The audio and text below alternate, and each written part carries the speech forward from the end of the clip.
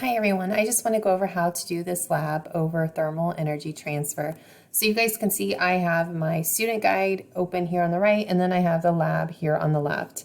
So with that student guide, it does go over some important information at the beginning. It has your hypothesis and it has the variables. So hypothesis 1, hypothesis 2, and then the different variables for each one. And then it's going to talk about how you guys are going to determine how the mass and type of material affects thermal energy transfer. So it has it words it like you are actually doing the lab in person, and you are not. So I know it says gather materials. These are the materials you're going to need here on the left, and they already have all those for you. So it goes on to step 2, and that's still part of step 1.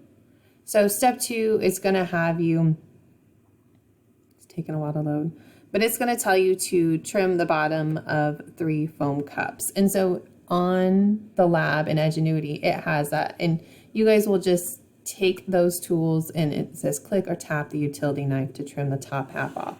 So even though it says to do all this, this is what you guys are doing here. And you're just going to follow the instructions. It goes step by step. It walks you through it on the paper, and then it will walk you through it on the screen. So now I need to get the mass of my empty cup, and then I'm going to zero it out